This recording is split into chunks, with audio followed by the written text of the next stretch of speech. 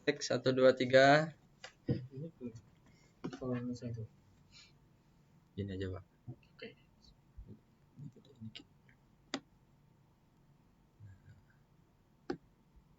Awal.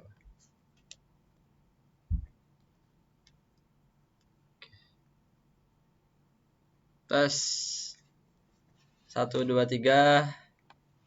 Cek suara, cek sound, cek semuanya. Cek 1 2 3. Oke, udah bagus. Seperti biasa, udah hari Senin. Namun pada kesempatan sore atau siang hari ini atau kesempatan ini kita jadwalnya berpindah menjadi agak siang.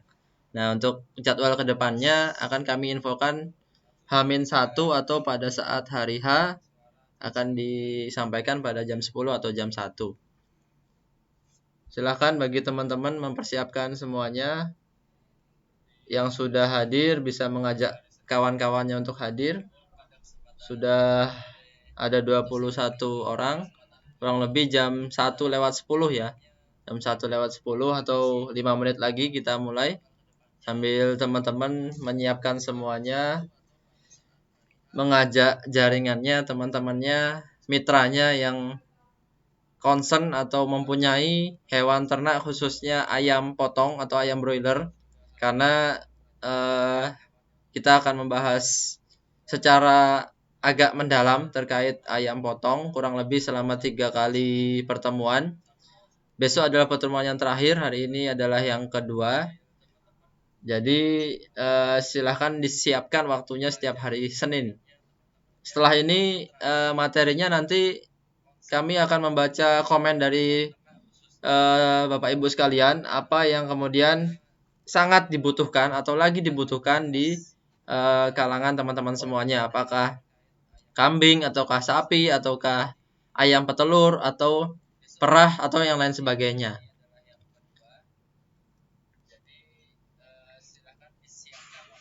Bisa teman-teman untuk presensi dulu, absen dulu. Dari beberapa daerah sudah gabung banyak sekali ini. Dari Jepara, dari Wonosobo, luar biasa.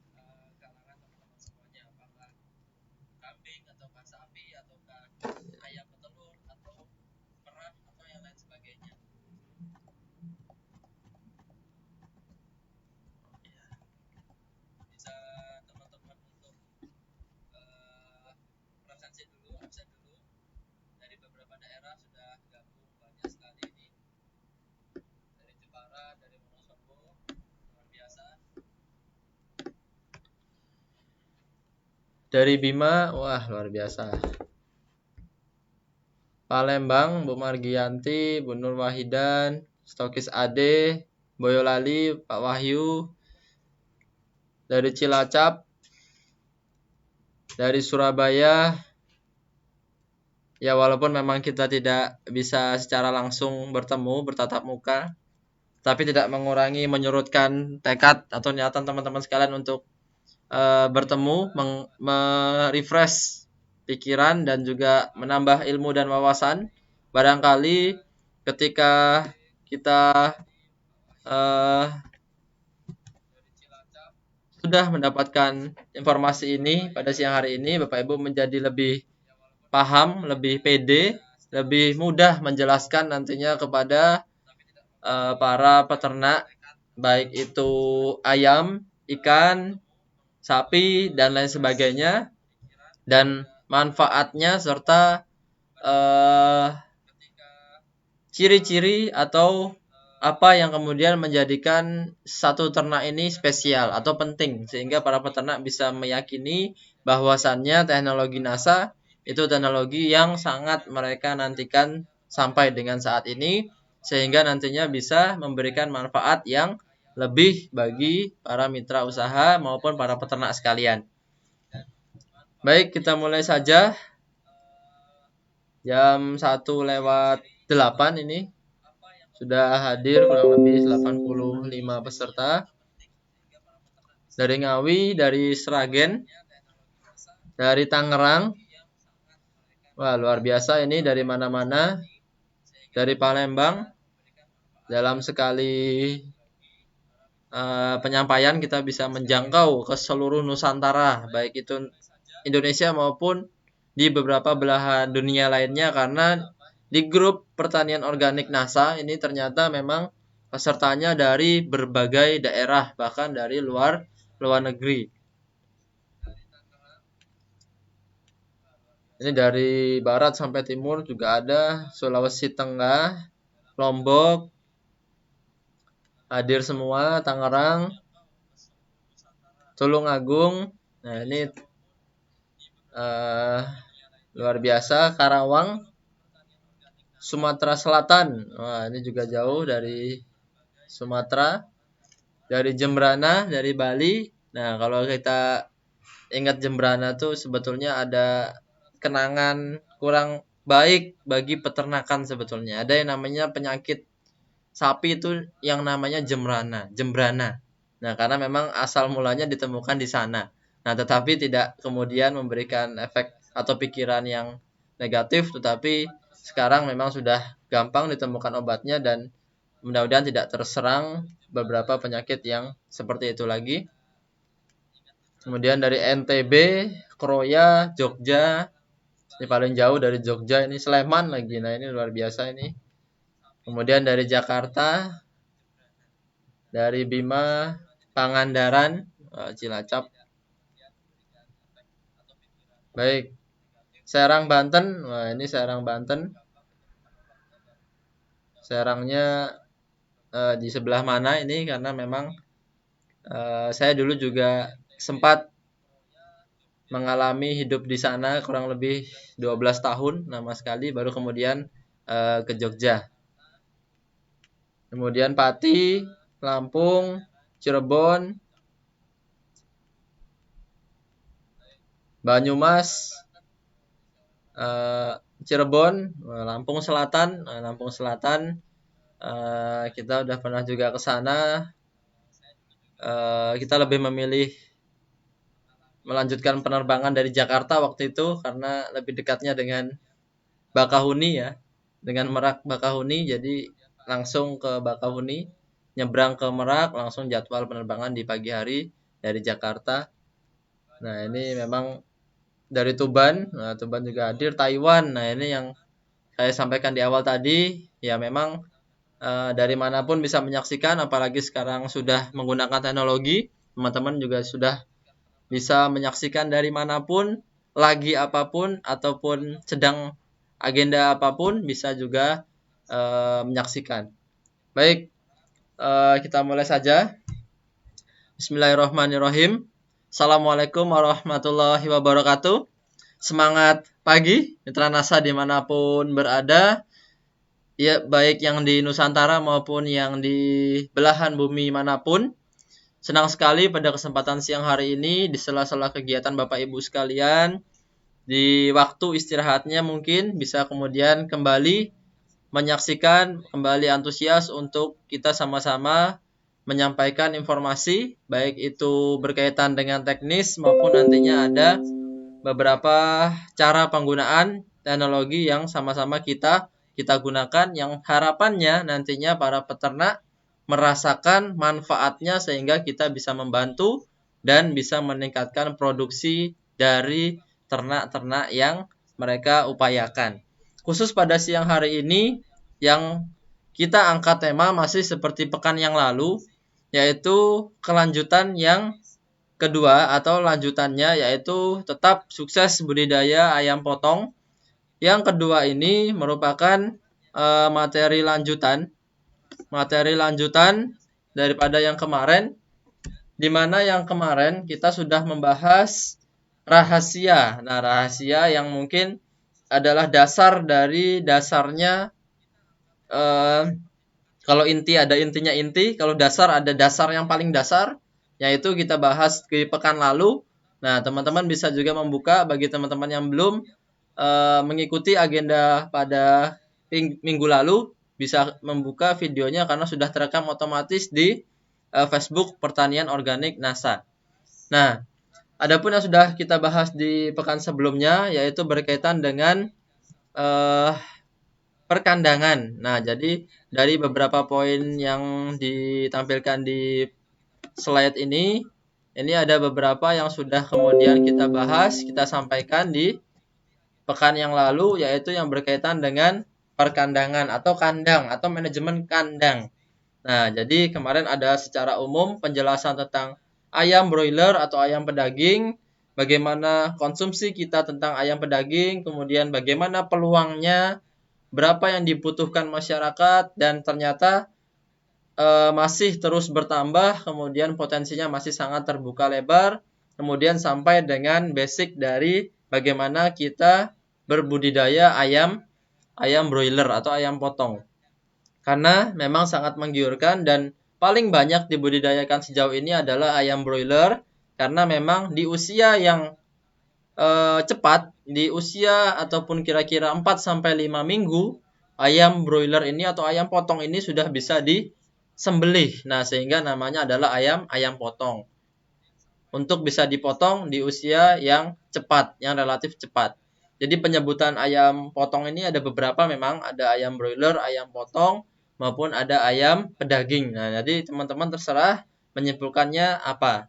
Kemudian selain ayam potong, ternyata juga ada yang dibudidayakan yang untuk diambil telurnya, yaitu ayam petelur. Nah, di sini disebut biasanya adalah ayam layer. Nah, jadi mudah-mudahan dalam waktu ke depan kita juga akan bisa diskusi membahas terkait dengan komoditas ternak lainnya, salah satunya adalah ayam petelur. Nah, minggu lalu juga sampai dengan pembahasan kandang tadi, kurang lebih singkatnya adalah berkaitan dengan bagaimana manajemen kandang yang bagus, karena memang sehari-hari kehidupan ayam adalah di kandang. Tentunya mereka tidak bisa yang namanya membersihkan sendiri, kemudian memberikan rasa nyaman terhadap lingkungannya sendiri. Tentunya butuh para peternak, butuh kita untuk membantu menjaga kondisi tubuhnya tetap pada kondisi yang bagus dalam kondisi yang berada di dalam kandang. Contoh sederhananya adalah infrastruktur kandang. Nah, ini pembangunan kandang kurang lebih dia sangat harus membutuhkan yang namanya ventilasi atau saluran udara, sehingga umumnya kandang ayam itu ukurannya memanjang, persegi panjang. Nah, paling tidak idealnya adalah luasannya tuh hanya cukup 8 meter, 8 sampai 10 meter. Ya, kira-kira 8 sampai 10 meter, kemudian memanjangnya mau 100 meter, mau 200 meter silahkan. Nah, mengapa demikian? Karena untuk kondisi kandang yang normal, yang bagus, itu memang kita harus mengatur sirkulasi. Ketika angin sudah masuk melalui barat, melewati hanya kurang lebih 8 meter, maka akan terlewat kembali. Jangan sampai kemudian kita membuatnya luas yang sama-sama lebarnya, sehingga nanti saluran udara atau aliran udara itu hanya berputar saja di dalam kandang. Nah, umumnya kita harus mengetahui arah angin, misalnya dari utara ke selatan, kita membuatnya di bujur yang berlawanan, yang itu nantinya hanya bisa dilewati udara hanya sebentar, sekitar 8 meter lah. Jadi angin masuk, kemudian angin keluar lagi. Jadi di sana yang namanya zat-zat amonia, bau-bau yang kurang bagus akan cepat terlewat. Nah, kurang lebih seperti itu. Silahkan bagi yang terlewat bisa menyaksikan di video sebelum ini. Untuk kesempatan siang hari ini kita akan membahas yaitu berkaitan dengan pakan, kebersihan dan pengendalian penyakit. Kebersihan dan pengendalian penyakit ini nanti kita akan bahas menjadi satu, karena memang saling berkaitan. Kemudian yang kelima yang penting adalah penggunaan teknologi. Nah, jadi kesempatan siang hari ini kita akan membahas perihal tersebut. Silahkan teman-teman, mungkin jika sudah ada pertanyaan bisa menyiapkan, nanti dikirimkan di kolom komentar dalam kesempatan ini di akhir. Nanti mudah-mudahan bisa kami jawab. Kalau tidak, teman-teman atau Bapak Ibu sekalian bisa menghubungi ke kontak konsultasi kami, yaitu 0811 2792 004. Nah, jadi seperti itu, nanti di akhir akan kami kirimkan, kami beritahu. Nah, masuk ke materi yang pertama atau di kelanjutannya, yaitu adalah manajemen dari pakan. Nah, mengapa manajemen pakan ini sangat penting? Karena pakan ini termasuk biaya produksi yang paling tinggi. Mengapa demikian? Karena kita hidup itu pasti butuh yang namanya pakan. ternak hidup, ternak bertumbuh, daging itu ada, itu pasti memenuhi atau menginginkan atau yang namanya butuh yang namanya pakan ternak. Nah, sehingga pakan ini sangat penting, bahkan kebutuhannya itu 70% dari biaya produksinya. Nah, bayangkan kalau kita punya modal 1 juta, 700 ribunya itu adalah modal dari pakannya. Nah, sehingga kita harus sangat hati-hati, sangat baik memanajemen dari pakan. Nah, sebelum masuk ke pakan, saya akan cerita terhadap nutrisi juga dulu, berkaitan dengan telur. Nah, ini juga penting karena memang dari ayam broiler ini membutuhkan kadar protein yang tinggi, kadar pakan yang bagus. Nah, itu mengapa demikian? Karena kurang lebih kalau kita lihat dari telur itu merupakan makanan yang sangat bagus, sangat baik. Karena apa? Karena yang namanya kuning telur itu isinya kaya akan protein dan lemak. Bahkan kalau kita tahu dari putih telurnya, nah itu hanya berisi protein saja. Nah, ini sangat penting diketahui karena merupakan makanan yang sangat sehat, yaitu kuning telur, yaitu putih telur itu full hanya berisi putih, hanya berisi protein dan air. Nah, jadi kalau yang namanya telur itu isinya kaya akan protein. Apalagi di putih telur itu hanya protein. Nah, hanya protein albumin namanya. Hanya protein dan air. Nah, sehingga si embrio, si anak itu bisa hidup hanya dengan kebutuhan yang ada di dalam satu butir telur. Nah, jadi sangat penting memberikan nutrisi yang bagus bagi ayam karena dia akan bertumbuh melalui proses berkembang biak di telurnya tersebut. Nah, sehingga ketika telur dimanfaatkan oleh manusia, itu menjadikan nutrisi dari protein hewani akan sangat sudah bisa tercukupi. Nah, jadi walaupun tetap ada tambahan yang lain, tetapi dengan adanya telur, itu menjadi penyumbang protein hewani juga yang lumayan tinggi, sehingga kita harus tahu bahwasannya telur yang bagus didapatkan dari ayam yang bagus. Nah, sekarang sangat murah sekali harga telur. Kurang lebih hanya sekitar 20.000 ya, 20.000 sudah mendapatkan nutrisi yang sangat bagus. Nah, kembali lagi ke ayam broiler, ke nutrisi ayam broiler, yaitu dalam hal ini adalah manajemen pakan. Kita tahu bahwa budidaya ayam broiler itu kurang lebih selama 4 minggu atau kurang lebih selama 28 hari sampai dengan 35 hari. Nah, kita lihat dari kebutuhan yang ada di slide tersebut, bahwasannya memang ada pembagian fase pemeliharaan. Ada yang namanya awal, yaitu starter, ada juga pertengahan, nah ini biasa juga disebut grower, dan yang terakhir ada yang disebut dengan finisher, di akhir. Nah, untuk pemberian pakan pun itu juga berbeda. Nah, sehingga kalau kita lihat di fase awal itu memang proteinnya lebih tinggi daripada fase yang kedua. Nah, jadi pada saat DOC masuk, anak ayam masuk, itu diberikan pakan yang kualitasnya lebih tinggi. Nah, biasanya kalau teman-teman dengar, tahu mungkin yang namanya BR1, kemudian 511, dan lain sebagainya, banyak sekali yang sudah dalam bentuk pabrikan yang memenuhi standar dari nutrisinya. Baik itu protein kasar, energi metabolisme, serat kasar, lemak kasar, abu, kalium, dan fosfor. Nah, ini merupakan SNI dari pembuatan pakan, dari yang namanya manajemen pakan. Nah, pakan ini diberikan pun berbeda tiap fasenya. Ada yang namanya starter, grower, dan finisher tadi, sehingga perlu tahu bagaimana dan berapa jumlahnya nanti yang dibutuhkan. Dan untuk teknis dari awal sampai dengan panen, nah ini mudah-mudahan nanti di pekan depan kita akan membahas. Dari ayam datang, diberi pakan berapa, air minum berapa, kemudian diberikan vaksin di usia berapa, kemudian sampai dengan panen, dengan bekal informasi yang sudah didapat dari minggu kemarin hingga minggu ini, kita akan mudah untuk memahami di pekan depan, sehingga kita sudah mudah untuk menjelaskan dan untuk memahami apa itu peternakan ayam broiler. Nah, seperti itu teman-teman. Nah, kemudian ini membuat pakan secara mandiri. Nah, ini beberapa peternak itu memang menanyakan, bukan hanya peternak, mitra NASA pun menanyakan, Pak, bagaimana cara membuat pakan secara mandiri? Karena memang biaya produksi tadi itu adalah produksi yang paling tinggi, yaitu di harga pakan. Ketika pakan bisa kita buat sendiri, apakah bisa membuat pakan menjadi lebih murah? Dan apakah kita bisa menghemat pakan? Nah, ini merupakan pertanyaan. Nah, saya akan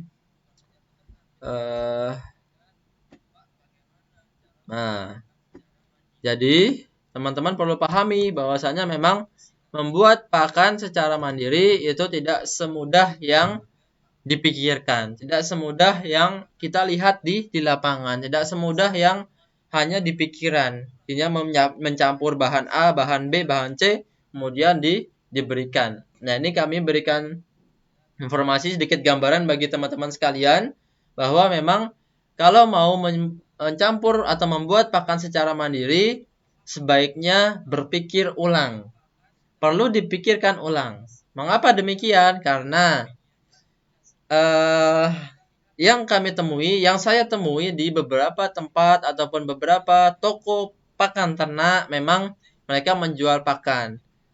Baik itu yang sudah jadi ataupun yang masih eceran, seperti ada yang namanya katul, ada yang namanya minyak ikan, ada yang namanya pollard, dan lain sebagainya.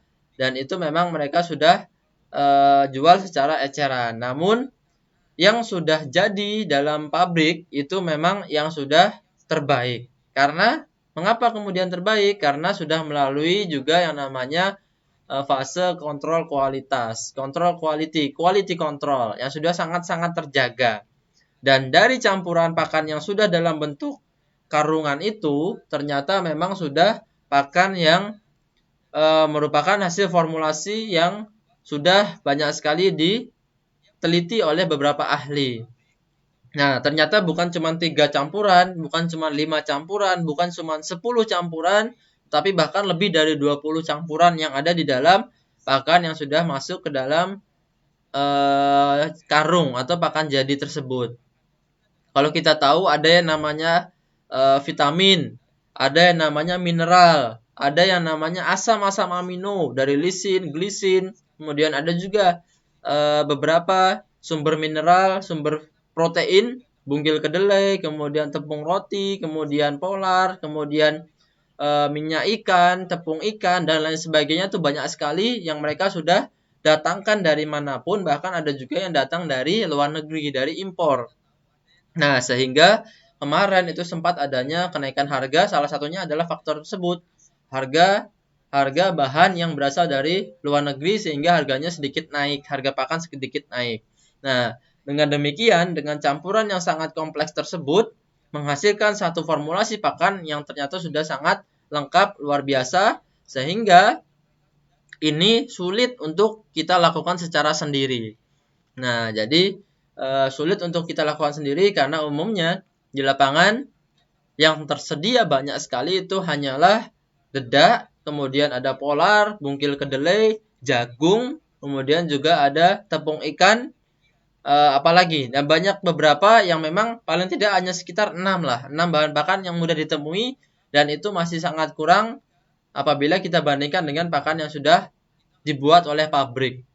Dan kemudian yang kami temuin juga, kebetulan saya temui, yang namanya dedak itu, katul itu, kita juga harus pintar-pintar dalam mencarinya, melihat kualitasnya. Karena banyak sekali kasus-kasus yang dipalsukan. Nah, ini bukan saya menakut-nakuti, tetapi memang para pedagang ini sangat pintar ya untuk melihat peluang meningkatkan atau menurunkan harga tetapi dia palsukan. Dengan apa dipalsukan? Ada salah satunya dengan sekam yang digiling. Nah, sekam digiling ini tentunya akan menambah seratnya. Tetapi proteinnya sangat-sangat rendah. Sehingga kalau kita temui di poultry shop atau toko peternakan itu sebaiknya kita gunakan pakan dengan kualitas yang bagus yang sudah terjamin. Nah, sebaiknya tidak usah membuat pakan sendiri. Tadi memang ada beberapa campuran kalau kita memang sudah biasa membuat, tidak apa-apa lanjutkan. Tetapi saran saya, jika untuk diberikan ke pakan ayam broiler itu sebaiknya kita berikan atau kita kasih pakan yang sudah dalam bentuk jadi. Kualitasnya bagus, kemudian terjaga, kualitasnya terjaga. Nah, jadi kalau mau campur pakan sendiri, kalau bukan di ayam broiler itu tidak apa-apa. Di ayam kampung tidak apa-apa, di kampung super tidak apa-apa, di ayam petelur yang biasa juga tidak apa-apa. Tetapi kalau untuk ayam broiler, seperti informasi pekan lalu bahwasanya memang ini adalah ibarat mesin adalah mesin yang sangat cepat. Nah, ketika dia diisi bahan bakar, diisi pakan yang oplosan, nah bisa jadi seharusnya adalah Pertamax diisi dengan premium. Nah, ternyata mesinnya ada salah satu kendala. Sehingga apa efeknya adalah lambat untuk tumbuh atau bobotnya kok jadi mundur. Malah nanti resikonya adalah kurang lebih bisa menyebabkan harga pakan yang membengkak. Nah, apalagi tadi di fase-fase awal itu memang membutuhkan nutrisi yang bagus. Nah, belum lagi kalau ada gambaran minyak ikan pun atau tepung ikan pun itu juga bisa dipalsukan. Dengan apa? Biasanya juga dengan mbako atau dengan serbuk gergaji. Kemudian dihaluskan untuk mencari warna hitamnya, dikasih warna hitam, mungkin dipalsukan. Yang tadinya tepung ikan atau minyak ikan ini kualitas proteinnya 60%, nah ternyata memang ketika diuji kok hanya 10%, kok hanya 12%. Nah, ini kendala apa? Ternyata memang ada bahan-bahan yang kurang jujur peternak atau penjual pakan kita itu menjualnya. Bahkan bekatul yang tadinya kualitas mungkin 12%, 13%, ternyata hanya 9%. Nah, tetapi kalau teman-teman sudah pengalaman, itu biasanya memberikan di akhir. Sehingga kita tetap berikan pakan pabrik, tetapi kita juga berikan pakan yang sudah kita campur sendiri. Nah, yang paling umum dilakukan adalah dengan tambahan dedak dan juga jagung giling halus. Nah, jadi di fase akhir finisher tadi di usia lebih dari 21 hari, kita berikan atau kita kurangi pakan pabrik tadi, 50% pakan pabrik, kemudian dicampur 30% jagung giling halus, kemudian 20% kita campur katul. Nah, ini katul yang betul-betul asli, tidak kemudian palsu, yang dipalsukan. Nah, karena apa? Memang perlu hati-hati tadi. Kalau kita lihat komoditi lain, nah ini informasi juga yang saya dapatkan, bahwa kalau kita lihat, mungkin ya, kita lihat yang lain, misalnya ada yang namanya abon. Teman-teman kalau tahu abon atau yang namanya pakan untuk manusia yang diolah dari daging, itu kan kalau kita tahu daging 1 kilogramnya harganya kurang lebih 120.000. Nah, ternyata abon itu dalam pembuatan abon itu kan dalam pembuatan 1 kilo itu berasal dari 3 kilogram daging yang segar. Nah, karena memang abon ini kan cair ya. Abon ini kan sudah dipadatkan, sudah betul-betul kadar airnya berkurang. Sehingga kalau kita tahu harga abon 1 kilo harganya 100.000, nah berarti itu perlu dipertanyakan. Nah, karena memang untuk membuatnya butuh 3 kilogram daging. Nah, bisa jadi ini abon yang KW-KW atau dicampur juga dengan yang lain-lain. Nah, ini merupakan salah satu budaya yang harus kita hilangkan yang namanya pemalsuan. Nah, sebaiknya teman-teman juga tetap waspada dalam memberi pakan. Sebaiknya tetap diberikan pakan yang bagus, yang terjamin. Nah, sehingga kita budidaya itu adalah budidaya yang tepat, yang mudah, yang bisa menghasilkan bobot badan yang bagus sehingga nanti kita mendapatkan nilai produksi yang luar biasa. Nah, kemudian juga harus mengetahui komponen nilai nutrisi bahan pakan. Dan ini juga sangat penting karena apa? Karena selain dari kita tahu bahannya apa saja, tetapi juga kita harus tahu nutrisinya.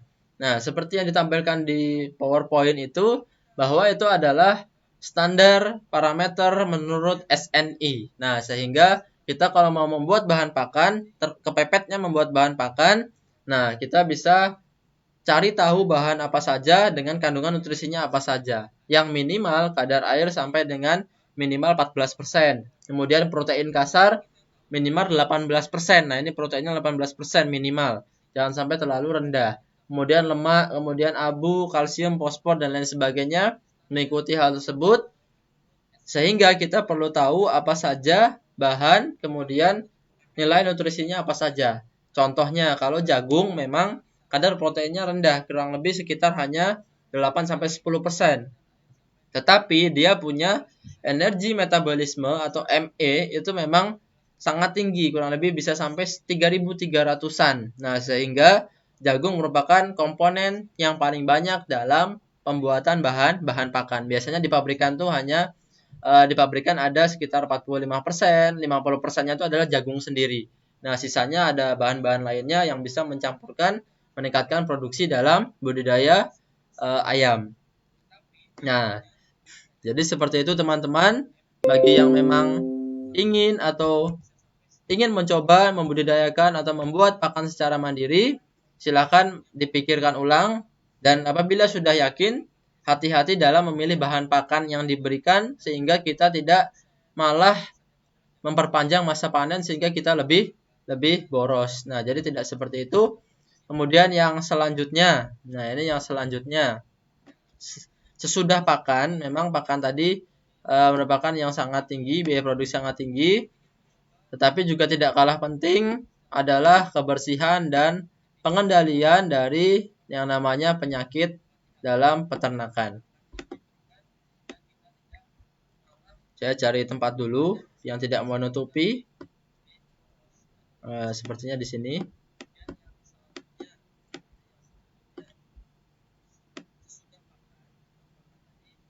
Ada yang namanya kebersihan dan pengendalian penyakit. Nah, ini teman-teman bisa lihat di layar. Ada beberapa surveillance penyakit di Indonesia. Nah, jadi memang ini kurang lebih adalah beberapa penyakit yang menyerang ayam broiler, ayam potong. Nah, itu persentasenya. Yang sebelah kiri ya, yang ayam broiler yang sebelah kiri. Yang layer tadi, nah ini layer itu adalah ayam petelur. Ayam petelur itu biasa disebut dengan ayam layer. Itu kurang lebih seperti di atas. Jenis penyakitnya pun berbeda. Nah, kita lihat yang paling banyak itu memang ada yang namanya ND. ND ini kurang lebih adalah Newcastle disease, adalah penyakit yang disebabkan oleh virus sehingga perlu yang namanya vaksinasi. Ada juga CRD. CRD ini juga bisa disebut flu ataupun biasanya ciri-cirinya adalah ayam itu pilek atau ada cairan lendir dari hidungnya ditambah dengan suara yang ngorok karena memang penyakit pernafasan. Kemudian ada IBH. IBH itu hepatitis ya, body hepatitis. Jadi memang di hewan itu juga ada yang namanya hepatitis sehingga juga kita harus penanganannya. IB bronkitis, NE nekrosis, nekrotik enteritis. Nah, kemudian teman-teman juga harus tahu apa nantinya penyebab dari ternaknya sakit, kemudian kita berikan obat yang tepat. Nah, sehingga pengendalian dalam penyakit ini dilakukan. Nah, ketika ND itu banyak sekali menyerang dari peternakan kita, tentu ada yang namanya pengendalian. Apa yang dilakukan pengendalian? Yaitu ada yang namanya pengendalian penyakit itu ada yang namanya biosecurity, ada juga yang namanya vaksinasi, dan ini adalah pengendalian, upaya pengendalian dari agar ternak kita tidak terserang yang namanya penyakit. Nah, jadi ada dua pengendalian agar tidak terserang penyakit. Yang pertama adalah biosecurity, yang kedua adalah vaksinasi. Ini sangat penting. Sebelum kita budidaya unggas ayam pedaging, kita harus tahu apa yang perlu ditangani. Jangan sampai ternak kita baru sakit, baru kita tangani. Nah, yang pertama adalah biosecurity. Ini mungkin masih asing di telinga kita. Apa itu biosecurity? Apa itu vaksinasi? Tetapi ini agar teman-teman bisa nantinya nyambung ketika menjelaskan atau ketika bertemu dengan peternak ayam broiler, kita perlu sampaikan juga bahwa biosecurity adalah sebagai upaya atau penanganan yang dilakukan guna mencegah serangan bibit penyakit dari luar tubuh. Nah, jadi ada penyakit yang berasal dari luar tubuh ternak datang, itu yang perlu kita halau, kita hindarkan. Nah, itu yang disebut dengan biosecurity. Untuk mencegah serangan bibit penyakit dari luar tubuh ayam dan atau dari luar area pemeliharaan. Nah, jadi kalau kita di peternakan, khususnya di ayam, itu yang namanya semprot desinfektan itu sudah biasa. Nah, bahkan sebelum adanya COVID. Nah, COVID ini kan biasanya dulu ada chamber, ada yang harus disemprot dulu sebelum masuk ke ruangan. Nah, kalau di peternakan itu sudah sangat biasa, lumrah. Nah, bahkan kalau di gambar itu ada truk yang akan masuk ke peternakan itu sudah harus disemprot dulu, tentunya dengan bahan yang aman. Nah, jangan sampai dia membawa bibit penyakit, karena memang peternakan broiler yang besar itu dia jumlahnya populasinya juga sangat tinggi, bahkan jutaan. 1 juta, 10 juta, itu biasa dalam satu farm atau satu peternakan. Nah, sehingga kegiatan biosecurity ini juga harus kita lakukan. Apa saja? Ada beberapa, yaitu ada yang namanya isolasi. Kemudian ada yang namanya kontrol lalu lintas. Nah, kontrol lalu lintas ini penting bagi siapapun yang akan masuk ke peternakan kita. Nah, jadi kalau ada barang pakan yang masuk disemprot, kemudian ada truk yang masuk disemprot, bahkan petugas yang berjaga atau yang mengawasi ketika keluar dari wilayah farm peternakan itu juga harus disemprot dahulu, jangan sampai membawa bibit penyakit dari luar. Nah, kemudian ada yang namanya sanitasi. Nah, sanitasi ini juga penting untuk menjaga kebersihan. Nah, dengan beberapa kali kita lakukan penyemprotan di kandang, khususnya setelah kita melakukan proses pemanenan. Setelah panen, tentu kita akan membersihkan seluruh kandang, kemudian kita cuci. Nah, jadi ada yang namanya alat khusus atau pembersih khusus untuk unggas, tetapi juga teman-teman di lapangan juga bisa juga pakai beberapa produk seperti pembersih Biclean, atau yang biasa digunakan adalah Biclean untuk menyemprot ataupun alkohol. Nah, ini juga bisa untuk menyemprot, tentunya tetap ditambahkan dengan air sehingga yang namanya bibit penyakit itu akan mati. Nah, kemudian selanjutnya adalah kontrol hama. Nah, jadi upaya dari pencegahan penyakit ini adalah banyak sekali.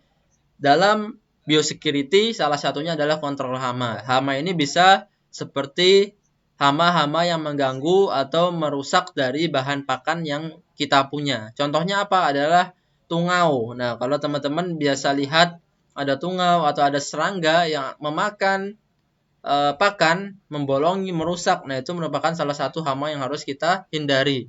Karena yang namanya pakan tadi biayanya sangat tinggi, kita harusnya jaga sehingga produksi ternak akan maksimal. Kemudian setelah itu semua ada yang namanya evaluasi.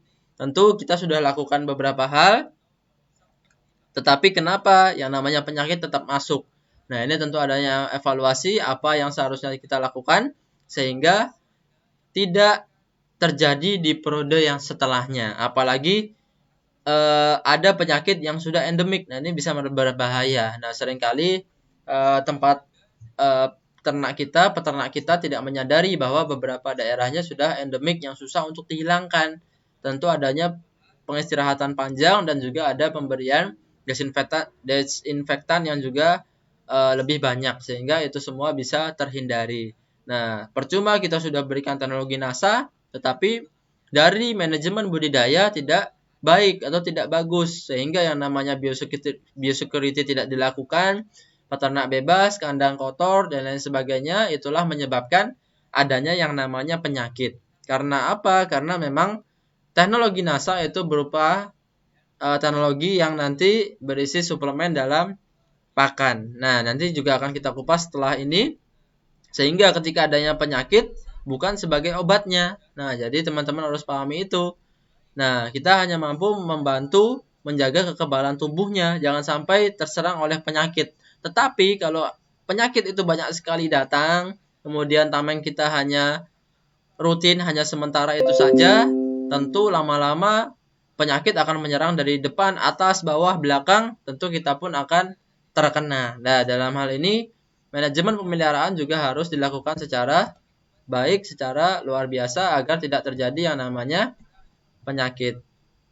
Nah, kemudian selain biosecurity juga ada yang namanya vaksinasi. Nah, inilah bedanya dari vaksinasi dan biosecurity. Kalau biosecurity tadi adalah pencegahan dari luar, kalau vaksinasi ini adalah pencegahan dari dalam tubuh ayam. Nah, jadi kalau teman-teman ingat, teman-teman tahu, di zaman yang saat ini pandemi, tentu semua orang ilmuwan berlomba-lomba untuk mencari yang namanya vaksin dari COVID-19 atau COVID-19. Nah, sehingga dalam perunggasan pun sama, ada yang namanya vaksinasi. Untuk apa? Khususnya untuk eh, penyakit yang disebabkan oleh virus. Seperti tadi kita lihat diagramnya tadi bahwa yang paling banyak adalah ND, sehingga ada yang namanya vaksin ND. Nah, sehingga dalam broiler modern itu harus adanya yang namanya vaksinasi. Vaksinasi dapat dilakukan dengan 3 hal, baik itu meneteskan kepada mata, biasanya bisa melalui mata, tetes mata, kemudian ada yang dicampurkan ke air minum, jadi dicampur ke air minum, kemudian dicampur dengan vaksinnya, diberikan ke unggasnya tentu dengan perlakuan sebelumnya yaitu dipuasakan agar ayamnya itu mau untuk minum secara banyak. Minum banyak kan kalau puasa, buka puasa minum banyak sehingga si ayam itu minum. Nah, jadi masuknya akan maksimal. Kemudian juga vaksin dilakukan dengan disuntik juga ada. Sehingga ada 3 perlakuan biasanya, ada yang ditetes mata, ada yang dicampur air minum, ada juga yang disuntikkan. Nah, vaksin ini dengan memasukkan agen penyakit yang sudah dilemahkan, baik itu nanti mati ataupun ada yang hidup. Nah, sehingga ketika virus datang, dia akan melawan, bangun, nanti akan melawan. Nah, sehingga ini yang dilakukan pencegahan dari dalam tubuh ayam. Jadi, yang dari luar tadi pengawasannya dengan biosecurity, menjaga semuanya dari penyakit yang datang, yang memungkinkan akan datang. Kemudian kalau dari dalam tubuh ayam itu ada yaitu namanya vaksinasi. Nah, jadi semuanya harus dilakukan untuk mendapatkan hasil-hasil yang luar biasa, yang terbaik.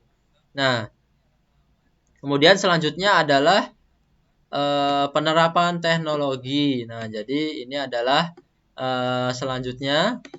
Nah, ini sebagai gambaran awal teman-teman dulu di pertemuan pertama itu juga membahas berkaitan dengan perkandangan. Salah satu teknologi itu bukan hanya teknologi yang harus kita punya, tetapi juga penerapan teknologi ini baik itu infrastruktur maupun penunjang lainnya. Sebagai contoh sangat sederhana, yaitu kemarin kita bahas kandang, ada yang closed house, ada juga yang open house.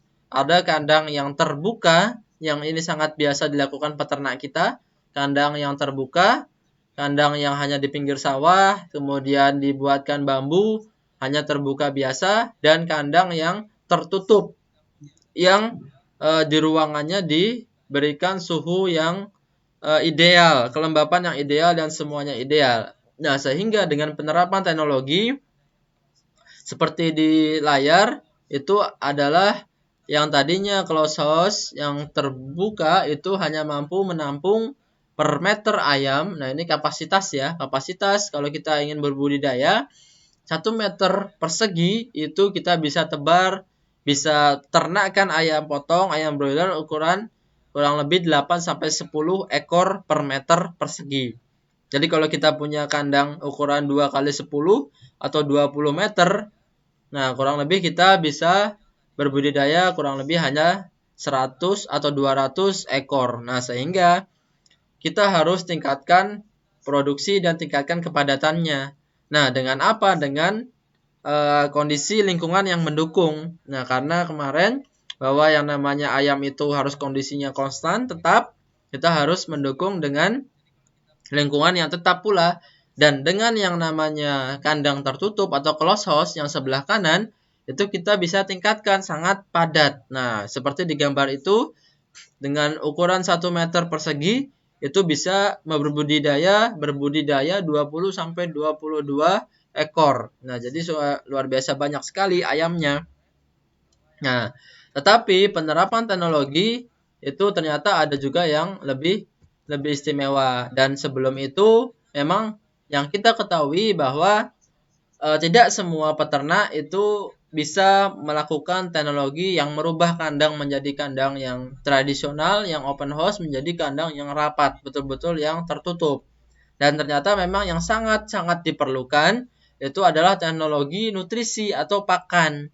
Nah, tadi karena biaya pakan biaya paling tinggi, sehingga kita masuk ke teknologi yang sangat penting yang menunjang untuk memenuhi pakannya yang bersifat. Nah, ini ada beberapa sifat. Yang pertama adalah mudah diterima dan diaplikasikan untuk seluruhnya. Nah, jadi semua pelaku budidaya bisa bisa menggunakannya, baik itu ternak ayam, ternak kambing, domba, sapi, dan lain sebagainya itu juga bisa. Baik dalam skala industri atau skala yang tradisional. Nah, semuanya bisa. Nah, sehingga teknologi ini sangat penting. Dan kemudian yang bersifat selanjutnya adalah berdaya guna yang tinggi. Dengan penggunaan yang sangat sedikit atau sangat sederhana, yang mudah, ternyata mampu meningkatkan produksinya.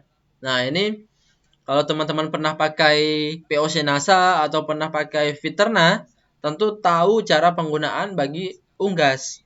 Hanya menggunakan satu tutup, itu bisa digunakan dicampurkan ke 10 liter air minum. Nah, jadi 10 liter air minum kurang lebih itu hanya kebutuhan satu hari.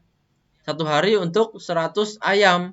Nah, jadi untuk fase awal itu kurang lebih hanya 100 ayam cukuplah sekitar 10 liter air minum. Nah, nanti untuk lebih detailnya kita bahas di pekan depan yang berkaitan dengan kebutuhan ayam, airnya berapa sehingga butuh nasanya berapa. Nah, sehingga tidak salah dalam memberikan dosis dan tidak salah dalam memberikan perkiraan.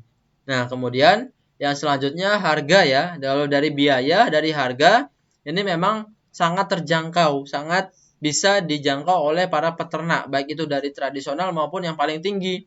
Karena apa? Karena memang dengan menggunakan hal yang barang teknologi yang sedikit ini, kemudian dapat menghasilkan teknologi yang banyak sekali ketika dipanen. Jadi selisihnya jauh lebih banyak.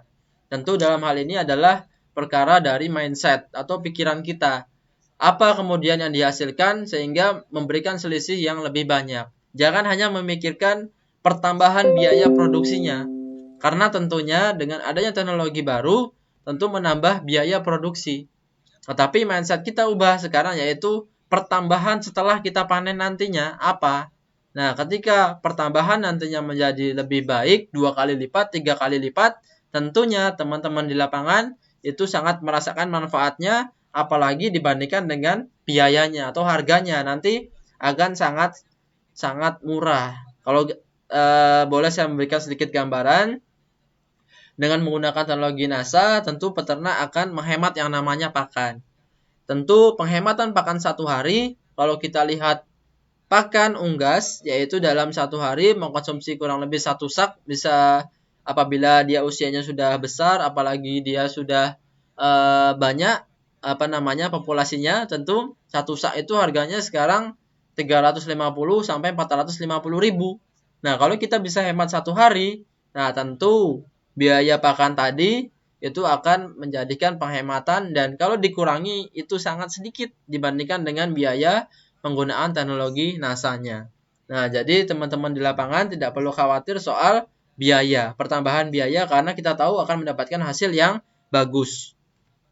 Kemudian yang paling terakhir, yang keempat, adalah disertai dengan pendampingan atau pembinaan. Nah, ini teman-teman dari NASA, tugasnya kita semua untuk setelah peternak menggunakan atau closing, tentu kita harus memantau, melihat, mengkontrol ya. Jangan sampai kemudian kita lepaskan, karena mereka perlu didampingi. Bisa jadi menanyakan teknis penggunaan, bisa jadi menanyakan apa penyebab dari beberapa penyakit yang ada di kandangnya tersebut.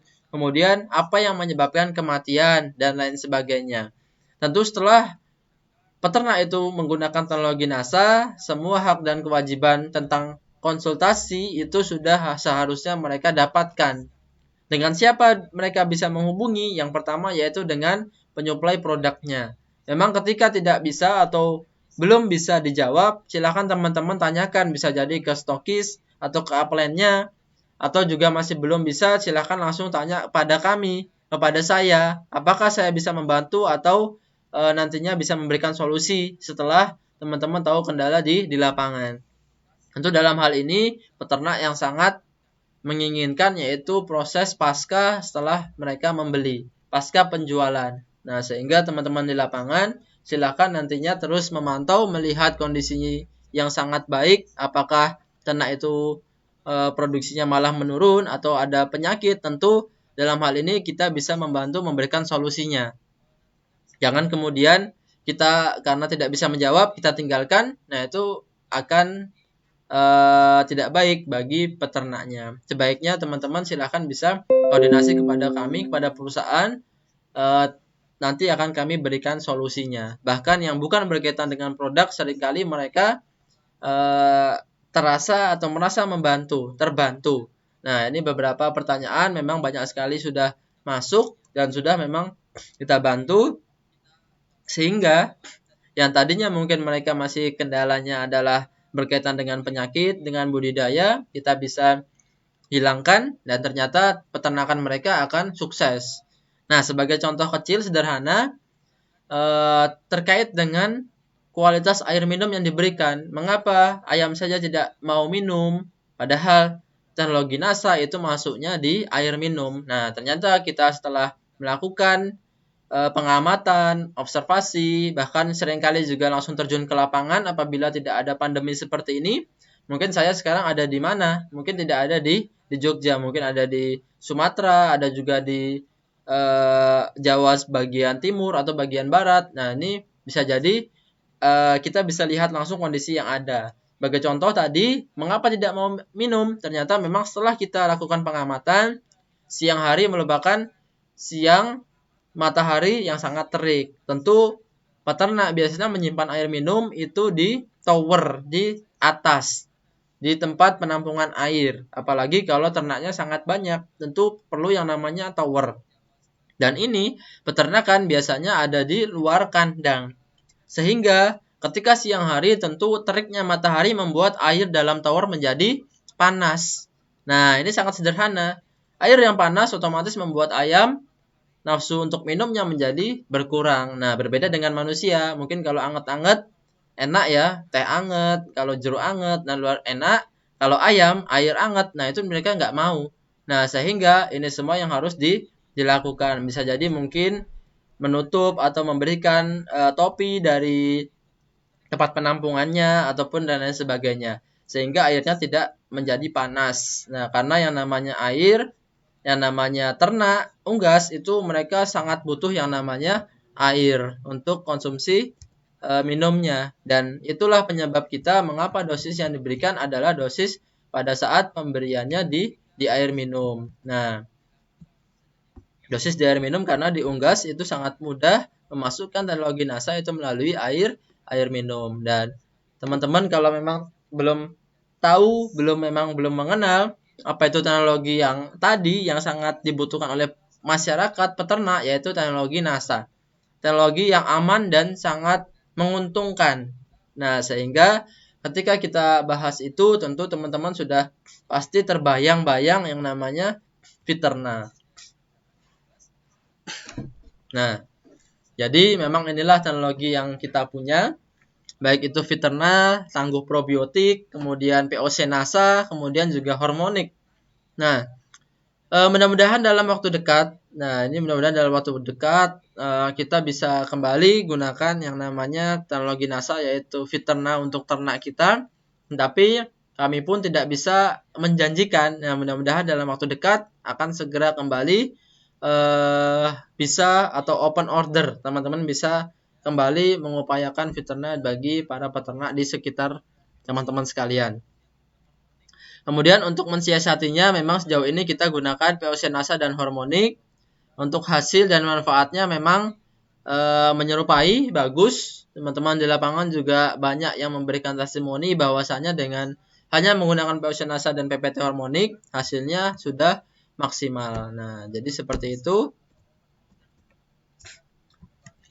Nah, mungkin di kesempatan lain kita nanti akan membahas lebih jauh tentang produk kupas tuntas tentang produk. Mudah-mudahan ketika Fitra nanti sudah hadir kembali, kita akan diskusi lagi kupas tuntas produk Fiterna. Nah, mudah-mudahan nanti kita bisa melaksanakan itu ketika produk Fiterna khususnya akan keluar. Nah, dalam hal ini kita hanya di sini mengupas secara umum saja. Secara umum apa itu Fiterna, baik itu Fiterna maupun Peocenasa. Nah, karena ini memang yang utama dari peternakan adalah Fiterna, sebetulnya ini juga yang berlaku untuk Peocenasa. Nah, sehingga di sini ketika masih ditulis Fiterna juga berlaku untuk Peocenasa. Apa itu Peocenasa? Adalah suplemen nutrisi ternak organik. Nah, jadi mengapa tadi kemudian tidak bisa sebagai obat? Karena memang yang namanya obat itu umumnya atau biasanya itu mengandung zat-zat kimia. Zat-zat kimia ini yang akan membunuh yang namanya penyakit dan membunuh bakteri.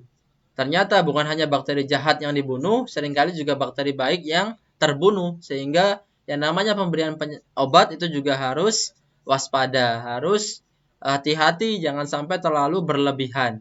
Nah, Fiterna ini adalah nutrisi ternak organik yang tersusun atas nutrisi. Nah, isinya adalah nutrisi.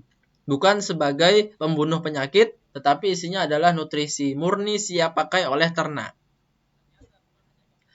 Murni siap pakai di sini maksudnya adalah siap pakai itu langsung bisa diserap, diolah, digunakan oleh ternak. Sehingga ketika Fiterna ataupun Peocenasa itu masuk ke dalam air minum, tercampur ke dalam komboran ataupun air minum, itu langsung menuju ke saluran penyerapan kita, yaitu usus halus. Sehingga pakan yang ada di sana pun ikut terserap. Nah, jadi timbullah yang namanya penghematan pakan, tetapi sistemnya adalah dengan meningkatkan penyerapan dari pakan yang ada. Yang tadinya misalnya terserap 60% dengan teknologi NASA, dia bisa membantu meningkatkan penyerapan menjadi 80%. Nah, sehingga kita bisa menghemat pakan. Menghemat pakan ini digambarkan dengan FCR kalau di perunggasan atau di peternakan. Feed Conversion Ratio atau efisiensi pakan. Yang tadinya 1,5 kilo pakan menjadi 1 kilogram daging, sekarang kita bisa tingkatkan penyerapannya menjadi 1,3 kg pakan yang diberikan menjadi 1 kg berat badan, 1 kg daging. Nah, sehingga kita bisa menghemat kurang lebih 200 gram. Nah, kalau 8.000 1 kg, kita bisa hemat 200 gram, kita bisa hemat kurang lebih seperlimanya. Seperlima dari 8.000 ya kurang lebih sekitar 2.000, 1.500-an. Itu baru satu ekor ayam. Kalau 10 berapa? Kalau 100 berapa? Kalau 1 juta, 100.000 ekor berapa? Nah, itu sehingga kita bisa menghemat yang namanya pakan. Nah, jadi ketika mekanisme ini sudah hadir, sudah ada, dan meningkatkan nutrisi penyerapan pakan, sehingga kita mampu yang namanya menghemat pakan. Ketika nutrisi pun masuk secara maksimal, otomatis yang namanya kebutuhan nutrisi akan juga mudah diserap oleh ayam. Ketika nutrisi diserap oleh ayam secara maksimal, otomatis dia akan mampu yang namanya melengkapi atau memenuhi kebutuhan dalam produksinya.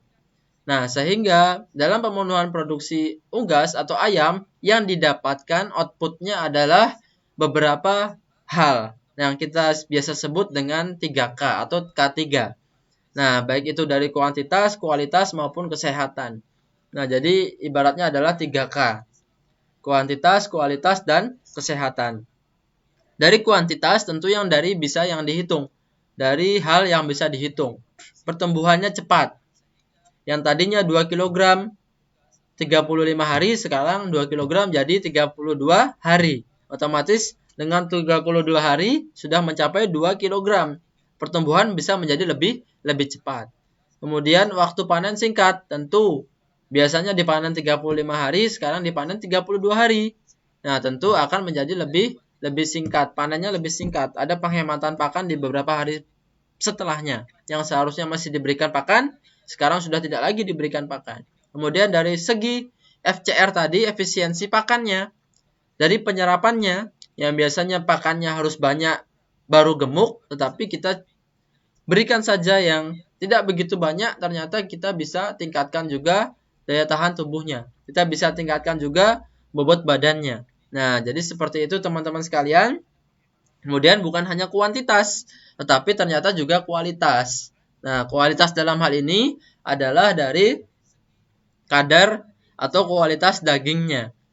Nah, tentu dengan adanya kadar protein yang tinggi dalam daging, tentu karena adanya penyerapan yang banyak dalam tubuh ternak akan menghasilkan daging juga dengan kadar kualitas yang bagus. Nah, jadi nanti kadar protein daging yang kita ternakkan itu kualitasnya jadi lebih tinggi. Nah, jadi nanti kita juga sudah uji cobakan, kita sudah labkan, ternyata memang hasilnya lebih tinggi dari yang tidak menggunakan. Kemudian ternyata juga bisa mampu mengurangkan kadar kolesterol. Nah, jadi ketika protein tinggi, ada yang ditekan, yaitu dalam hal ini adalah kolesterolnya yang dikurangi menjadi sangat rendah. Nah, kemudian daging lebih padat, lebih kuat ya, lebih padat dan enak. Nah, dalam hal ini kuat untuk dihancurkan, jadi tidak lembek, tidak putih, warnanya cenderung lebih merah. Walaupun dagingnya warnanya putih, kan kalau daging ayam adalah daging putih. Kalau daging merah itu kan daging sapi, daging kambing, biasanya kita sebut seperti itu. Tapi kalau diunggas warnanya memang sedikit bisa lebih merah. Nah, yang terakhir yaitu dari segi kesehatan. Nah, ini memang kami tadi sudah sampaikan di awal bahwa memang penggunaan teknologi NASA ini bukan merupakan sebagai obat, tetapi bisa menjadi vitamin menjaga kekebalan tubuh. Nah, ketika tadi penyakit datang, otomatis kita sudah punya kekebalan yang kuat atau imun yang kuat, sehingga tidak mudah terserang penyakit. Nah, sehingga jangan sampai menunggu penyakit datang baru kita gunakan, tetapi kita harusnya gunakan dari awal. Dari awal kita budidaya, beternak, dari kemudian DOC datang, kita berikan langsung yang namanya teknologi NASA. Nah, sehingga dari awal kita berikan sampai dengan panen, kita berikan sehingga yang namanya penyakit yang tadinya sempat datang, penyakitnya 1-2, itu bisa ditangani. Tidak sampai begitu banyak penyakitnya, menimbulkan sifat-sifat yang kurang baik bagi ternak, tetapi sebelum menimbulkan hal-hal yang kurang baik, kita bisa melawannya. Sehingga kita mampu untuk mengatasi namanya penyakit yang datang. Walaupun tidak membunuh penyakitnya, karena yang membunuh sifatnya adalah sifat biasanya dari obat-obat kimia atau antibiotik. Sehingga kalau ada penyakit, kita harus berikan yang namanya antibiotik juga. Atau harus kita berikan obatnya juga. Baru kemudian tetap kita gunakan teknologi NASA untuk mempercepat proses dari pemulihan. Nah, jadi walaupun ternak sakit, juga tetap kita berikan teknologi NASA untuk mempercepat proses pemulihan dan untuk menjaga dari ternak-ternak yang lainnya agar tidak tertularkan. Nah, jadi kalau kita tahu bahwa ternak yang sakit tentu akan lemah. Ketika ternak itu lemah, otomatis kalau tidak mau makan terus-menerus akan mengalami kematian. Nah, sehingga ketika ternak sakit, kita harus menjaga nafsu makannya tetap bagus. Dengan apa? Dengan teknologi NASA. Sehingga teknologi NASA masuk, walaupun ternaknya sakit, nafsu makannya tetap sama. Makannya tetap normal. Sehingga dia tidak lemah, tidak lemas. Sehingga seringkali penyakitnya yang tertekan sampai dengan panen tidak berbahaya, tidak menyebabkan kematian. Tetapi karena berimbang dengan mutu, berimbang dengan imun yang ada di tubuh ternaknya, sehingga tetap normal sampai dengan panen, kita panen dengan baik, tidak ada penyakit di dalamnya. Kemudian angka kematian menjadi rendah. Nah, karena tadi ya, kalau penyakit itu tidak masuk, otomatis tidak mudah terserang penyakit. Karena yang namanya penyakit itu mayoritas 70-90% itu disebabkan oleh penyakit. Nah, jadi yang namanya kematian itu disebabkan oleh yang paling banyak penyebabnya adalah dari penyakit. Sehingga kita harus hindarkan dari yang namanya penyakit dengan adanya upaya pengendalian penyakit tadi yang sudah kita bahas, dan salah satunya dengan teknologi NASA. Dan yang terakhir, untuk menjaga kesehatan lingkungan, tentu kita harus hadirkan teknologi yang bisa mengurangi dari zat-zat berbahaya yang menimbulkan pencemaran bagi lingkungan. Tentunya bau kotoran kandang bisa kita tekan karena memang penyerapan yang tinggi tadi akan mampu menyerap pakan yang masuk dalam unggas. Sehingga ketika penyerapan tinggi, yang keluar menjadi kotoran itu adalah sisa-sisa makanan yang betul-betul sisa tidak bisa diserap oleh tubuh ternak. Sehingga hanya keluar sedikit, hanya keluar yang tidak berbahaya, hanya keluar yang sudah kering. Nah, tapi memang kalau untuk ayam itu tetap harus ada airnya ya. Umumnya biasanya keluarnya campuran antara yang padat dengan yang kering. Seperti yang pertemuan sebelumnya, kita tahu bahwa unggas itu atau ayam itu dia saluran pencernaannya, saluran pengeluarannya itu tergabung jadi satu di akhirnya, di ujungnya. Sehingga antara padatan dengan cairan itu menjadi satu. Sehingga disebut dengan ekskreta. Tidak ada feses, tidak ada urin, tetapi adanya adalah ekskreta, kotoran ayam yang sudah tercampur antara padatan dengan cairan. Nah, sehingga kotoran ayam terkenal dengan bau. Karena apa? Langsung tercampur, padat langsung tercampur air media baik untuk bakteri, untuk penyakit, sehingga menimbulkan bau lingkungan kandang yang menyengat. Nah, jadi seperti itu, dan cara penggunaannya bagaimana? Nah, ini yang umumnya digunakan. Teman-teman saya rasa sudah banyak yang tahu, bahkan sudah tahu semua mungkin. Nah, cara penggunaannya yaitu dengan mengambil satu tutup botol. Nah, ini satu tutup botol. Cukup satu tutup botol atau 10 cc. 10 cc itu kan kurang lebih kalau di ukuran kita ya sekitar satu tutup botol itu kan 10 sampai 12 mili.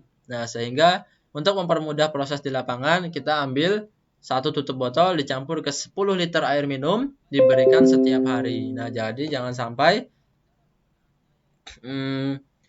mentang-mentang hasilnya atau kenapa cuma sedikit pemberiannya kita langsung berikan 1 liter atau 500 mili. Nah, tetapi kalau mau memberikan seperti itu juga tidak apa-apa. Nah, ternyata hasilnya juga bagus karena tidak ada yang namanya overdosis. Karena tadi sifat dari produk kita, teknologi kita adalah teknologi yang organik, yang alami, sehingga tidak menimbulkan hal-hal yang berbahaya. Nah, dalam hal ini tidak menimbulkan keracunan, berbeda dengan kimia. Nah, sehingga dosis ideal yang kita berikan adalah satu tutup botol, itu diberikan setiap hari. Baik itu ternak usia 1 hari maupun ternak usia 30 hari atau dari awal sampai dengan panen dosisnya sama. Nah, jadi yang menyesuaikan adalah ayamnya sendiri.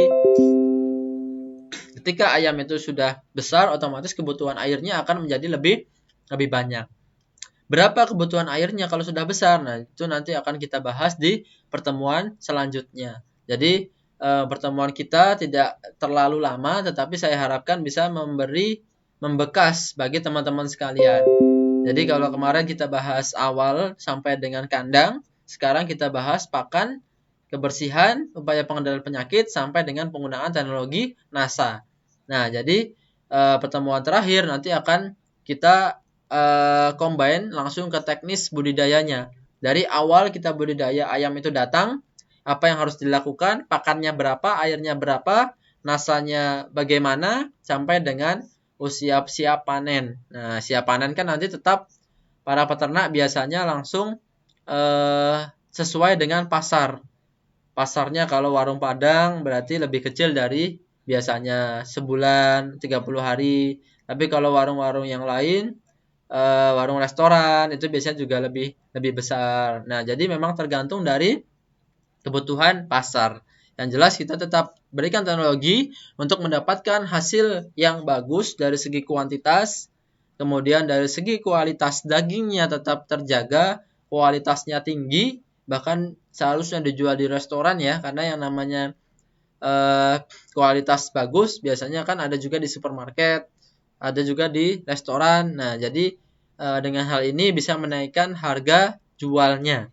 Kemudian juga dari segi kesehatan ternaknya, baik itu ternak itu sendiri maupun peternak yang ada di sekitarnya mudah karena memang aroma kandang, bau-baunya itu bisa dikurangi dengan tinggi. Nah, tetapi memang tidak 100% nol ya, karena yang namanya bau kotoran itu tetap bau. Tetapi memang kalau kita berbicara dengan para peternak yang sudah merasakan, mereka bisa membedakan. Yang tadinya bau menjadi tidak berbau. Nah, tetapi kalau kita samakan frame-nya, kalau tidak berbau mereka itu di kita, di orang-orang mungkin yang biasanya tinggal di kota, jauh dari kandang, itu tetap bau walaupun baunya menjadi sedikit. Nah, jadi kurang lebih selama 1 jam ini kita diskusi, kita bertemu. Silahkan jika ada pertanyaan, teman-teman sudah menyiapkan pertanyaan, mudah-mudahan bisa menanyakan apapun, baik itu budidaya peternakan, budidaya ayam, khususnya ayam potong, sampai dengan pertemuan kita pada kesempatan pagi hari ini selesai. Nah, demikian teman-teman sekalian, kurang lebih kalau yang ingin menanyakan secara langsung, bisa juga menghubungi kami di kontak yang sudah ada di layar Bapak Ibu sekalian. Kurang lebih demikian. Ada kontak di situ, WA bisa, telepon bisa di nomor yang sama 0811 2792 004.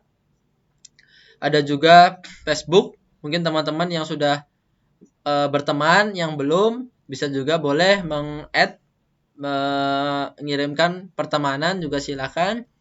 Dan tentunya kalau dengan Facebook ini kan harus pakai dengan akun Facebook dan itu akunnya. Kemudian YouTube, teman-teman mungkin kalau yang ingin melihat video-video kami, video saya, baik itu dari live webinar, mungkin yang sesi sebelumnya sudah saya upload, tapi memang tidak seluruhnya, yang kemudian bisa menjadikan titik poin di sana. Kemudian yang sesi ini juga nantinya akan saya upload, kemudian dengan kegiatan-kegiatan yang lainnya. Di sana juga ada teknis bagaimana kita di lapangan penggunaan dari teknologi NASA di perikanan, baik itu ditambah udang, tambah ikan, juga ada percobaan dari POC NASA yang digunakan untuk kambing dan domba. Jadi tidak menggunakan Viterna tetapi menggunakan POC dan hormonik. Kemudian itu dilakukan di showroom kita. Nah, sehingga di sana teman-teman juga bisa memantau dari akun-akun peternakan lainnya. Ataupun mau email, kirim email, diskusi melalui email juga boleh di dimas.nasa@gmail.com. Demikian teman-teman sekalian. Jika ada pertanyaan yang bisa dijawab pada kesempatan siang hari ini, silahkan saya berikan waktu sampai dengan jam 20 ya, 14.20. Jadi kurang lebih setiap kita pertemuan waktunya adalah 1 jam, mungkin 10-15 menit seterusnya kita bisa tanya jawab. Apabila memang tidak ada pertanyaan, kita bisa akhiri, teman-teman bisa langsung bertanya di nomor di kontak distributor, di kontak konsultasi kami yang ada. Nah, ini ada pertanyaan satu dari Ibu Indriani. Bagaimana cara takaran ayam kampung? Takaran ayam untuk ayam kampung berapa takaran pakan dan Viternanya? Nah, baik. Jadi ayam kampung ini memang merupakan salah satu komoditas dari unggas. Nah, ayam kampung ini memang bedanya dengan ayam broiler. Mereka membutuhkan nutrisi yang lebih rendah dari ayam broiler, lebih rendah dari ayam potong.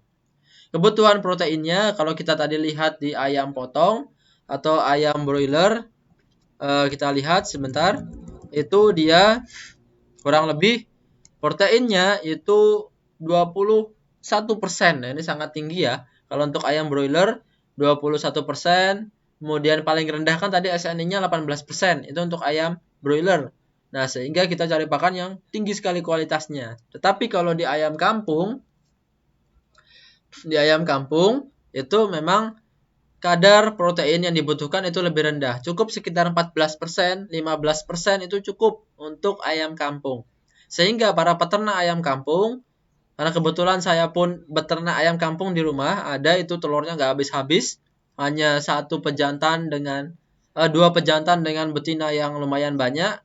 Kita tidak perlu lagi beli telur. Nah, itu sudah cukup. Nah, dengan kebutuhan nutrisi cukup dengan kadar protein yang sekitar 14-15%. Yang saya lakukan dengan mengakali atau mengurangi dari kadar protein yang sudah jadi dari pakan pabrikan. Nah, kalau kita lihat pakan pabrikan tentu kualitasnya bagus. Kita ambil contoh satu ya, tidak apa-apa ya menyebut merek misalnya dari BR1. Nah, BR1 ini tentu kualitasnya protein kasarnya sudah masuk ke kadar seperti di layar tersebut, 22% kadar proteinnya. 22%. Nah, sehingga nah ini mengapa kemudian saya ambil contoh BR1? Karena memang paling banyak dicari oleh para peternak. Paling banyak mereka kenal ada BR1. Walaupun ada juga namanya Bro1. Ada juga 511. Nah, memang kalau kita tahu pakan banyak sekali jenisnya. Nah, BR1 itu ternyata bukan cuma satu sebetulnya. Ada juga BR2, BR3. Tetapi memang ketika BR2 tentu kadar proteinnya lebih rendah sekitar 20%. Yang tadinya BR1 20%, BR2 20%. Nah, tetapi dari segi harga itu ternyata harganya nggak beda jauh. Mirip-mirip. Sehingga para peternak daripada ganti pakan, ayamnya penyesuaian lagi, dan lain sebagainya. Ternyata harganya tidak terlalu jauh. Kualitasnya bagus yang BR1. Tentu mereka terus-terusan pakai yang BR1 sampai dengan panen. Nah, padahal ada yang BR2 juga. Tetapi tidak masalah. Karena memang kualitasnya bagus BR1. Karena memang hanya memenuhi kebutuhan. Seperti di layar kan semakin tua, nutrisinya semakin protein sebetulnya yang dibutuhkan semakin rendah. Nah, balik lagi ke ayam kampung yang hanya membutuhkan kurang lebih 14-15%. Sehingga perlu campuran lainnya. Saya beli misalnya BR1. Nah, tetapi saya gunakan hanya sekitar 40%-nya. 60%-nya apa? Saya campurkan dengan pakan yang lain. Bisa dengan jagung giling halus, kemudian dicampur dengan dedak halus atau polar. Yang biasa saya lakukan antara dedak atau polar, dicampurkan dengan jagung giling halus. Jadi 40% pakan pabrikan, kemudian itu kan untuk meningkatkan proteinnya. Ditambah dengan jagung, jagung kurang lebih proteinnya hanya 9%, 10%. Kalau dari 22% ke 10% kan lumayan, masih ada 15% di pakannya. 15 atau 16% masih tinggi. Kemudian ditambahkan dengan sumber energi lainnya yaitu dedak atau polar tadi. Polar proteinnya tinggi tapi nilai energi metabolismenya atau energinya lebih rendah dari dedak. Sehingga teman-teman tinggal pilihan mau pakai dedak atau pakai polar. Nah, jadi tetap menyesuaikan apa yang ada di lingkungan teman-teman. Jadi 40%, 40% dan 20%. 40% dari pakan pabrik, 40% adalah jagung giling halus, kemudian 20% dedak atau polar. Nah, jadi ada juga 40, 30, 30 nanti tetap kondisi di lapangan. Kemudian untuk pemberian fitena, karena saya berikan pakan komboran, pakan basah, nah sehingga itu dicampur ke pakannya. Jadi cukup satu tutup dicampur ke 3 kg pakan biasanya. Nah, jadi kalau tetap gunakan air minum, kalau untuk ayam kampung memang air minumnya tidak banyak, walaupun tetap minum ya, tetap minum, tapi karena dia makannya bebas, berkeliaran juga mengandung pakan-pakan yang banyak airnya sehingga penggunaan air minum menjadi lebih sedikit. Untuk lebih sedikit tentu kita kurangi juga. Paling tidak cukup satu tutup kita campur ke 5 liter air minum atau 3 sampai 5 liter air minum. 3 liter air minum. Nah, sebagai catatan memang intinya adalah kita bagaimana cara memudahkan untuk memasukkan teknologi kita ke dalam tubuh ternaknya, tubuh ayamnya. Nah, dalam hal ini ayam kampung adalah ayam yang biasanya berkeliaran sehingga meminum banyak hal dari mana-mana, dan yang paling mudah kalau ayam kampung adalah dicampur ke pakan komborannya, pakan basahnya. Jadi di airnya itu kita sudah buat larutan satu tutup, campur ke kurang lebih 1 liter atau 3 liter air, kemudian kita berikan campuran ke pakan, walaupun itu bisa kita gunakan kurang lebih 5 sampai 6 kali pemberian pakan, itu sudah bisa. Atau satu tutup tadi campur ke air secukupnya, kita campurkan ke 3 kg pakan. 3 kg pakan ini habis berapa hari? Kalau habis seminggu, wah berarti kita paling tidak siapkan pakan yang cepat habis. Bisa jadi hanya sekilo. Kalau sekilo kurang lebih hanya membutuhkan ya kurang dari setengah tutup. Nah, sehingga itu yang menjadi patokan. Sehingga pakannya yang menjadi patokan. Apakah sehari sekilo, apa sehari 2 kilo, apa sehari 3 kilo. Kalau nggak nyampe sekilo, hanya setengah kilo, ya silakan mencampurkan fiternanya dulu ke air untuk memudahkan pencampurannya. Kurang lebih seperti itu. Ada lagi, mengatasi ayam broiler yang flu atau pilek. Nah, ini tadi juga sempat kita bahas. Ayam yang sakit tentu itu adalah dicarikan obatnya. Ayam yang flu tadi atau yang kita sebut dengan CRD di awal, jika dia sampai dengan ngorok, sampai dengan mengeluarkan lendir, bahaya, hati-hati. Kurang lebih hanya 2 hari menyebabkan kematian. Nah, yang perlu dilakukan pertama memang kita pisahkan antara ternak yang sakit dengan yang sehat. Karena ternak sakit itu dia bisa menyebabkan membawa penyakit. Nah, menyebabkan menjadi kasus penularan. Nah, sehingga ternak yang sehat perlu dipisahkan. Jangan sampai kemudian dia menjadi satu dengan yang sehat. Padahal penyakit itu dia berasal dari hewan yang sama dalam satu kandang. Sehingga dalam pakannya kan otomatis makannya bareng-bareng, minumnya bareng-bareng, mudah sekali untuk menularkan.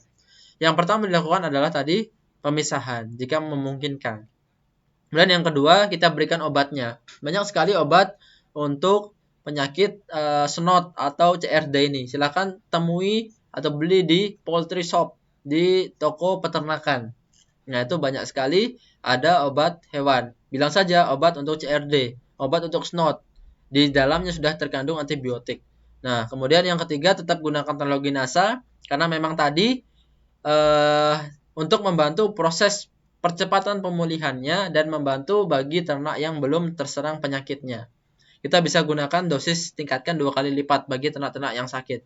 Kemudian yang terakhir tadi pertama kita pisahkan, kemudian kedua kita berikan obatnya, ketiga kita tetap berikan teknologi NASA, keempat adalah kita jaga sanitasi atau kebersihan kandangnya.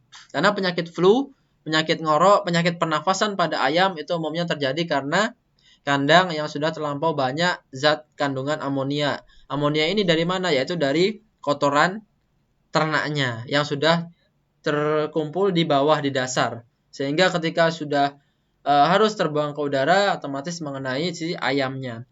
Zat yang ke udara itu kan amonia. Dia mengganggu pernafasan. Bau masuk ke dalam pernafasan menyebabkan pernafasan terganggu. Atau juga bisa terganggu dari bakteri.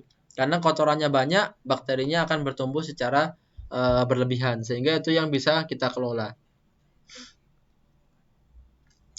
Untuk ayam KUB ini memang teknologi terbaru ya dari BALIT, Badan Penelitian Peternakan. Jadi kampung unggulan super. Nah, kampung unggulan Balitnak. Nah, jadi KUB kan, KUB adalah kampung unggulan Balitnak. Nah, jadi ayam ini memang ayam kampung tetapi produksinya bisa cepat. Bisa 70 hari sampai dengan 1 bulan sudah bisa dipanen. Tetapi memang bukan kampung persilangan, kampung asli tetap, tapi memang diambil kualitas yang unggul.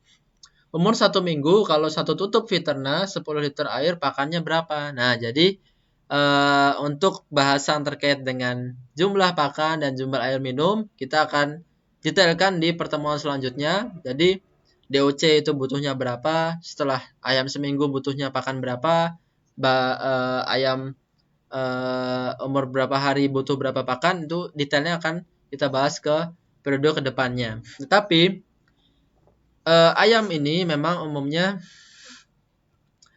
ini kan memang umur 1 minggu ya, 1 minggu, 1 tutup Viterna 10 liter. Nah, memang umumnya kalau kita lihat konsumsi pakan itu kurang lebih sekitar 2-5% dari berat tubuhnya. Kalau dia sudah mencapai 1 kg, otomatis kalau 2% dari 1 kg adalah sekitar 20 gram ya, 20 gram. Nah, itu sangat sedikit. Nah, sehingga range itu 2-5%, paling tidak 5%. Nah, kurang lebih sekitar 70 gram, 70 gram, 100 gram itu sudah harus kita berikan ke pakan ayam. Karena umumnya tadi ya, 5% itu dari bahan kering. Nah, ternyata pakan itu memang bahan keringnya biasanya 80%. Sehingga dari 1 kilo pakan itu biasanya yang bahan keringnya itu sekitar 800 gram. Sisanya adalah air, berat air. Kadar airnya kan tadi maksimal dari SNI itu kan 14%. Sehingga kadar air itu ternyata masih ada. Sehingga kalau kita beli misalnya 1 kg pakan, Kalau 14% berarti 860 gram itu yang bisa terserap. Sehingga minimal pemberian pakan tadi 5%. Tapi kita juga bisa lihat kondisi di lapangan. Apakah ayam itu cukup atau tidak? Kita bisa lihat kondisinya. Apabila kita berikan pakan dia cepat habis, langsung habis, bahkan terus meminta, itu berarti kurang. Tapi kalau dia diberikan pakan secara berlebihan, dia pasti akan menyisakan walaupun itu sedikit. Karena ayam pun punya rasa kenyang. Punya rasa kenyang itu ada di dua hal, kenyang kimiawi. Kimiawi itu seperti kita ya, kenyang, dan juga kenyang secara mekanik. Jadi mekaniknya itu ketika temboloknya, gizzardnya itu sudah penuh. Jadi tempat penyimpanannya sudah penuh. Nah, jadi kalau dia sudah penuh otomatis berhenti. Walaupun nutrisinya itu belum tercukupi. Sehingga ayam-ayam itu harus dibutuhkan nutrisinya, dicukupkan nutrisinya. Bukan cuma pakannya kenyang, tetapi harus nutrisinya terpenuhi. Karena apa? Dia merasakan kenyang kalau sudah penuh. Nah, sisi lain, kalau dia sudah kimiawi tadi, dia sudah merasakan kenyang, itu adalah ketika nutrisinya tercukupi. Walaupun dia belum penuh, tetapi dia sudah kenyang, itu tandanya nutrisinya tercukupi. Nah, itu bisa kita lihat kondisi dari visualnya, kondisi lapangannya.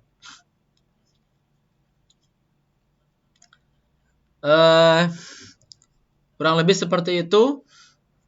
Mungkin ini kalau ada pertanyaan lainnya, coba nanti akan saya jawab melalui chat tersebut. Tetapi jika masih ada yang belum terjawab, ada pertanyaan lagi yang sama, flu pilek, kemudian expired, produk agro tidak masalah, masih bisa digunakan selagi baunya tidak menyengat, kemudian warnanya tidak berubah banyak. Karena memang seringkali penyimpanan itu mempengaruhi, tetapi produk agro itu lebih aman dari produk-produk lainnya, produk kimia khususnya.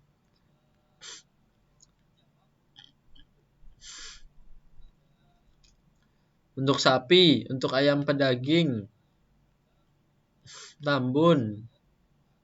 Ya, baik. Jadi seperti itu dulu teman-teman sekalian. Beberapa pertanyaan ada tentang sapi ya. Jadi mudah-mudahan di periode-periode setelah ini kita akan kupas budidaya sapi dari awal sampai dengan panen, sampai dengan selesai. Dan sebagai gambaran memang penggunaan itu untuk ternak kecil, dalam hal ini adalah unggas, kita campurkan 1 tutup per 10 liter air minum. Kita berikan setiap hari. Kemudian untuk ternak sedang, kambing domba itu setengah tutup, kita berikan ke 3 kg pakan komboran, pakan basah. Nah, jadi pakan basah ya. Kemudian kalau ternak besar, sapi, kerbau, kuda, nah itu kita berikan 1 tutup per ekor per hari. Kita campurkan biasanya juga ke 3 kg pakan basah. Baik itu pakan basah ataupun ke air minumnya, dengan catatan kalau ternak besar 1 tutup per ekor per hari, ternak sedang setengah tutup per ekor per hari, ternak kecil, ternak unggas, ternak ayam itu 1 tutup campur 10 liter air minum diberikan setiap hari. Karena di unggas itu paling mudah memasukkan melalui air minum. Nah, jadi seperti itu teman-teman sekalian. Terima kasih. Semoga apa yang disampaikan pada kesempatan siang hari ini bisa bermanfaat bagi teman-teman semua. Dan semoga produk kita yang utama yang memang sedang ditunggu oleh teman-teman sekalian segera bisa kembali diedarkan dan bisa memberikan manfaat lagi seluas-luasnya bagi mitra usaha NASA dimanapun berada, baik itu dari manfaatnya terhadap para peternak maupun terhadap usaha bisnis NASA-nya. Nah, mudah-mudahan teman-teman juga kami mohon doanya, mudah-mudahan akan segera bisa hadir kembali bagi mitra NASA dimanapun berada. Baik, terima kasih atas kesempatannya. Terima kasih antusias dari teman-teman semuanya. Terima kasih sudah hadir dari berbagai macam wilayah dimanapun berada. Mudah-mudahan ini bukan sesi yang terakhir. Kita masih bisa lanjutkan ke sesi berikutnya. Dan teman-teman mudah-mudahan tidak bosan untuk menyaksikan dan bisa bermanfaat bagi lingkungan sekitarnya. Terima kasih. Billahi taufiq wal hidayah. Wassalamualaikum warahmatullahi wabarakatuh. Tetap semangat, tetap sehat, dan semangat pagi.